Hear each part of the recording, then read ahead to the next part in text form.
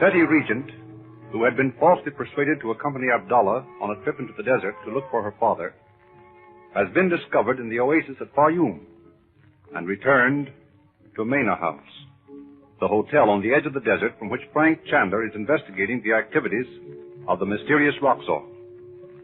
The present episode finds the Regent family and Chandler in their suite at Mena House. It is night. Chandu, the magician. So then what, Betty? Well, that's all, except that he told the hotel people that I wasn't to be disturbed for anything and went away.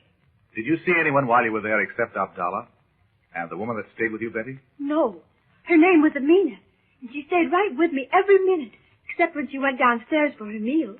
And the funny thing is that if she hadn't begun to tell me about how she went to America, I wouldn't have suspected a thing about Abdallah. You mean that woman had been to America? Yes. She worked for some dancing teacher that came over here with a lot of students. And when she went back to New York, she took Amina with her. She lived in an apartment house, and what do you think? The Iceman was an Egyptian. Who was he, Betty? His name was Abu. Abu, eh?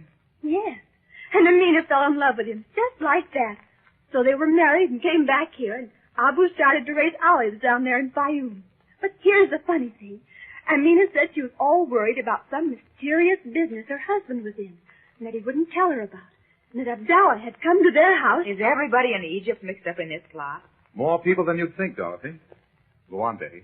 Well, Amina listened at the door and heard Abdallah tell Abu that I was to be watched carefully and kept in the hotel as long as possible, so you and Mother would be too busy looking for me to bother about Roxor. You mean they mentioned Roxor? No, but they said something about papers that would reach their destination while you were busy looking for me. So I just supposed they meant Roxor. Well, you sure got us all in a fine mix-up. Mother was nearly crazy worrying about you. Oh, Mother, I'm so sorry. I was sure I'd find Father and... Now listen, children. We've talked this all over, and there's nothing to be gained by discussing it again. Betty's sorry she caused us so much worry, and this must end it. I don't want her nagged about it again. Is that clear, Bobby? Yes, Mother. And you must promise me, Betty, you'll never, never do such a thing again, will you? I promise, Mother. Very well. Now, Frank. I'll see who it is, Dorothy. Mother, it's an Arab. Good evening. Peace be with thee, O Chandu. Thy day be happy, friend. Enter. From many sources I have heard of thy power as a magician. Ah. And when I heard thou art indeed in Egypt, I journeyed from the desert to talk with thee. And what is thy name, friend? I am called Amir, and I, too, am a magician. Would the great Chandu deign to witness my feats of magic? Oh, goody. I've heard of Egyptian magicians. Are you a sand diviner, Ahmed? It is so. And can you really do all those tricks like... Would the young Effendi like to see them? I certainly would. And perhaps the great Chandu will consent to perform some feats of his own. Well, I'll trade a trick or two with you. You like? Be it so. Now, if the lady will give me her ring, I will begin. My ring? Your emerald that Nadji gave Uncle Frank? Don't do it, Mother. Let him have it, Dorothy. Well, here it is. I take it like this. And I throw it from the open window. Ah. It is gone. Oh, Mother. Wait, all of you. Give him a chance to do the trick. But I saw it go flying through the air, right out into the garden. Now, if the lady will take an orange from the bowl on the table... Any orange? Any orange. Here is a knife. Cut the orange open if thou wilt. Very well. There. Oh, why, there's something hard inside. Look, Betty and Bobby, my ring! My God. Well done, Ahmed. A very clever trick. The face of Chandu falls upon the ears like rainfall in the thirsty sand. What a line he's got, huh, Betty? Yes, but I kind of like it. Sounds sort of poetic. Yeah, you would. If Chandu pleases, I will perform the feat of sand divining. Tell our fortune? Oh, yes, do. By all means. Let's see if anything more can happen to it. I wish you could tell me that I would be successful in my search, Ahmed. The sand can only interpret the will of Allah, Sister of Chandu. But what are you going to use for sand? Oh, I have brought it. It is here. It would be well to spread a paper upon the floor. Oh, yes, of course. Get that newspaper there, Bobby. Shall I spread it all the way out? Yes, Bob. There you are, Ahmed. It is well.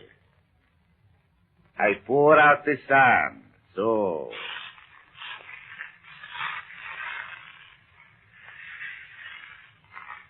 And now I seat myself on the floor beside it. Who will be first? You, Mother. You're the most important. Yes, Dorothy, you first. What shall I do, Ahmed? Nothing. Only be quiet while I draw in the sand the mystic symbols. So, the crescent of Islam, the rising sun, the blossom of the lotus. The blossom of the lotus. What do you see, Ahmed? I see that thou hast come from far away, from across blue waters and high mountains. Isn't he marvelous? I see a house near the sea. There the sun shines as in Egypt. It is quiet now. It is empty. He must mean our house in Beverly Hills. It is empty for two reasons. First, because those who live in it are far away. Second, because a precious secret has been taken from it. Frank, why, this is uncanny. Under the ground in this house is a deep room, guarded by the figure of a god. Dost thou understand this? Indeed, I do. But can you tell me whether I am to be successful in finding the one I seek in Egypt? I cannot see it clearly. Sometimes the sand will not give up its secret, because the omens are not good. Oh. I see thee going into far countries, seeking. But the end of thy search is concealed from me. Isn't that the limit? Say, you talk as though you believed all that stuff. Well, you heard him describe our house. What about that? Yeah, I know, but maybe he reads Mother's mind, telepathy or something. All right, if you want to be cynical about it. It's a good line, I suppose. Oh, it is not a line. All you think of is... Children, hush. Is that all you have to tell me, Ahmed? Sister of Chandu, that is all. Do I next, will you, Ahmed? If Chandu pleases. Why, yes, Ahmed. Go ahead. I smooth the sand and make again the mystic symbol. The crescent of Islam, the rising sun, the blossom of the lotus. Why do you add the lotus blossom, Ahmed? I think the great Chandu know the answer to his own question. Oh, yes. I'll tell you what, Betty. Let Ahmed tell your fortune, and then I'll have mine told alone. You mean you want us all to go out of the room? Oh, no fair, Uncle Frank. If he tells you anything romantic about the princess, I want to hear it. If he tells me anything romantic, I promise you I'll tell you every word. How's that? I suppose it'll have to do. You mustn't think I'm curious, Uncle Frank. Oh, no, not at all. Well, I like that. Go ahead, Ahmed. Don't pay any attention to them. Thou art one of the fortunate ones of earth. Thou art cherished by those who love thee well. Thy sky is cloudless. Thy days are fair. Well, that's nice. Not very exciting. But in the days to come, thou must beware. Put not thy trust in those thou knowest not. That's good advice, anyway. Thou art fair in the eyes of one who sought to do thy people harm. Who does he mean? He must mean Abdallah. What does he mean about you being fair in his eyes? Why, Do you mean that egg dared to make love to you? Well, once when Amina was out of the room, he did start to tell me he thought I was beautiful and all that. But what of it? I didn't pay any attention to him. I was so angry because he fooled me about finding Father. If I ever see that fellow again, I'll make him beautiful with a couple of black eyes. Bobby, you're not very polite to Ahmed, are you? Oh, sorry, Ahmed. You know how it is, though, don't you? Thou art wise to guard thy sister, young Effendi. And I have told her all the sun reveals. Well, thank you, Ahmed. Yes, indeed. Well done, my brother. And now, you want us to leave you, Frank? Do you mind, Doc? Of course not. We'll go down into the garden for a while. I'll have some cool drinks sent up for you. You will take refreshment with my brother, Ahmed? Thou art kind, sister of Chandu. Come, children. How long shall we stay, Frank? 10 minutes will be long enough, I'm sure. Don't forget now, Uncle Frank. You promised. I won't forget, honey. Now, Ahmed, they're gone. What is it? Thou art wise, O Chandu. Thou knewest when I came that I was of the Brotherhood? I didn't really know, but I never refuse entrance to one who may be the bearer of news. And when you drew in the sand the symbol of the lotus, of course I was sure. Tell me the message you bring. In Cairo, Yusuf gave me word to find a messenger who would seek to bring to Raksor the secret papers stolen from thy sister's house. Well, did you find him?